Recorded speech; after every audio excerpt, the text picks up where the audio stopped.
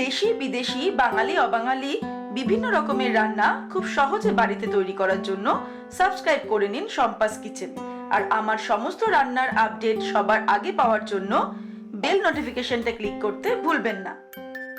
নমস্কার বন্ধুরা, welcome to Shampa's kitchen. আমাদের আজকের রেসিপি টক ঝাল মিক্সড ভেজিটেবল আচার। আপনারা দেখুন আমি কি করে রেসিপিটা তৈরি করছি। রেসিপিটা ভালো লাগলে লাইক শেয়ার করতে ভুলবেন না। তাহলে চলুন শুরু করি। মিক্সড ভেজ আচার তৈরি করার জন্য সবার প্রথমে আমি কিছু সবজি কেটে নিয়েছি ফুলকপি, গাজর, শালগম, আর নিয়েছি আদা টুকরো করে লম্বা করে কেটে, আর কাঁচা লঙ্কাগুলোকে দুফালি করে নিয়েছি। এবারে চলুন শুরু করব। এবারে একটা প্যানে জল গরম করেছি। জলটা যেই ফুটতে শুরু করবে আমি সবজিগুলোকে সিদ্ধ করে নেব। প্রথমেই দিয়ে দিলাম ফুলকপি, তারপর লম্বা করে কেটে রাখা শালগম আর গাজর। ঠিক 5 মিনিট আমরা এটাকে সিদ্ধ করে নেব মিডিয়াম টু হাই ফ্লেমে। তারপরে ফিরে আসছি। 5 মিনিট হয়ে গেছে। এবার আমি ওভেনটাকে অফ করে দিলাম। তারপর সবজি থেকে জলটাকে ঝরিয়ে নেব। প্রথমে ভালো করে সবজি থেকে জলটাকে ঝরিয়ে নেব। তারপর এটাকে একটা থালার মধ্যে রেখে আমাদের ভালো করে শুকিয়ে নিতে হবে। সেক্ষেত্রে রোদে রেখে অথবা ফ্যানের হাওয়ায় রেখে কিন্তু আমাদের সবজিগুলোকে ভালো করে শুকিয়ে নিতে হবে। আমি তারপরে ফিরে আসছি। এবারে আচারের মশলা তৈরি করার জন্য একটা প্যান গরম করে তার মধ্যে দিয়ে দিলাম 2 টিস্পুন গোটা জিরে, দিয়ে দিলাম 2 টিস্পুন গোটা মেথি, গোটা গোলমরিচ দিয়ে দিচ্ছি 1 টিস্পুন, গোটা মৌরি দিয়ে দেব 4 টিস্পুন,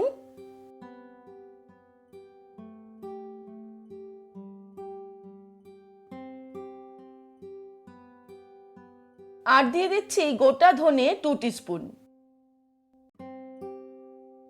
এবারে মিডিয়াম টু লো ফ্লেমে আমি মশলাগুলোকে ড্রাই রোস্ট করে নেব 1 থেকে 1.5 মিনিট। এমনই দারুণ দারুণ রেসিপির আপডেট পাওয়ার জন্য এক্ষুনি শম্পাস কিচেন চ্যানেলটিকে সাবস্ক্রাইব করে নিন। আর পুরনো সমস্ত রেসিপিগুলো দেখার জন্য ইউটিউবে গিয়ে সার্চ করুন শম্পাস কিচেন। তাহলেই আমার সমস্ত রেসিপিগুলো একই জায়গায় পেয়ে যাবেন।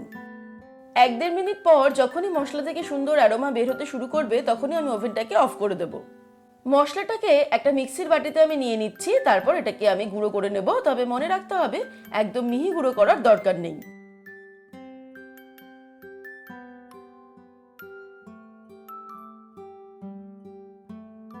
এবারে প্যান গরম করে এর মধ্যে দিয়ে দিচ্ছি 150 গ্রাম সরষের তেল,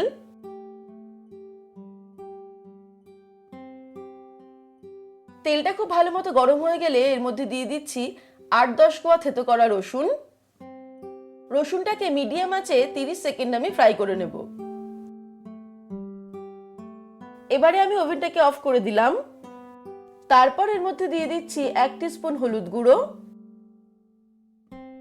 দিয়ে দিচ্ছি লঙ্কার গুঁড়ো 1 টিস্পুন, একটু মিশিয়ে নিলাম। তারপরে এর মধ্যে আমি ভেজিটেবলস গুলো দিয়ে দেব। এর সঙ্গে দিয়ে দিলাম টুকরো করে কেটে রাখা আদা আর কাঁচা লঙ্কা।